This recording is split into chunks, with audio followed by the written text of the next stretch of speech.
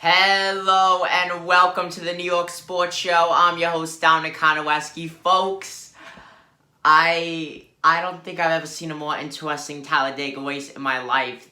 Oh, just wow. Wow. Now, it was supposed to be yesterday. Rain had other plans. It got postponed to today. They got started at 3 o'clock. Ended up having to go on a wet flag at lap 57, if I'm correct, or 58.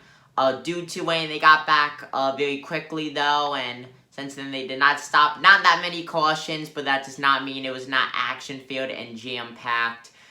Now, Ryan Blaney ended up winning the race. He will complete the Penske trio of races won this year, as his teammates Joey Logano and Brad Keselowski have already won races this season. He joins them.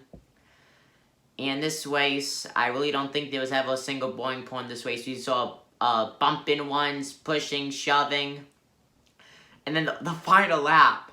The final lap, I don't know how to describe the final lap. I thought for a second that John Hunter Nemechek was going to get it. Kevin Harvick, who was in first place on the back straightaway, didn't even finish in the top 5 when the checker flag came down. And Aric Almirola, he was in third place. He came across the line backwards and ended up finishing P3. Ricky Stenhouse Jr. so close getting it, though, as there were 2 separate incidents on the final lap with crashes.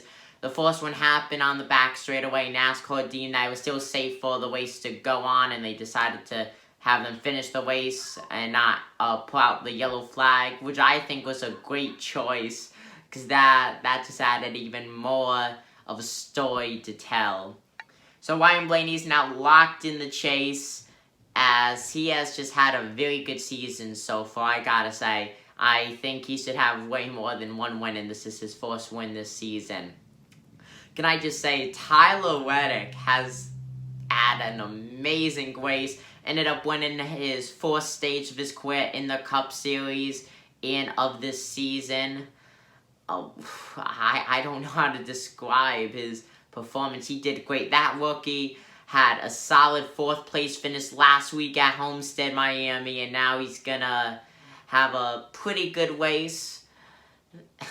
I just really don't recall a crazier race than this, because even though there weren't that many cautions and stuff, and crashes that did happen, they were very minor and stuff, just guys spinning out. This race had basically everything I would want in a race.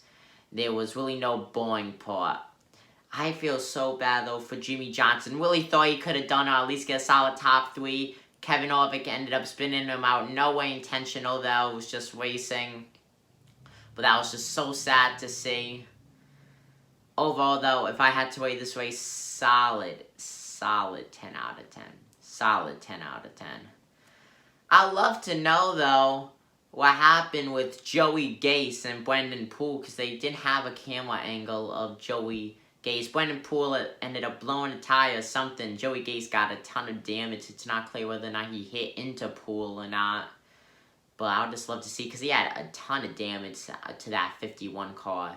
Now, 5,000 fans were allowed in attendance for today's race, and I gotta say, those were 5,000 happy people going home tonight, as that race was just so intense. I love Talladega. I love plate tracks in general, but Talladega is special because the finish line, the start-finish line, is coming out of the trioval and not in the middle. If it was in the middle of the trioval, this would have been a whole different ending to the race, even though we had that first crash on the final lap on the backstretch race. It would have been a whole different ending to this race, 100%.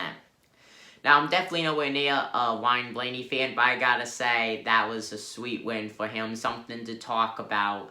He ended up winning the last Talladega race when we were here back last year in 2019, ended up beating Ryan Newman. And the same thing, if the start-finish line was in the trioval, would have been a different race. That's just what I love about Talladega. And I think every NASCAR fan, including myself, just loves the plate tracks to begin with, because they're always action-packed. You know, you can never watch or go to one of the super speedways and come back home or shut the TV off disappointed. Comment down below what you guys think. I'll make sure to get back to every one of the comments with a response.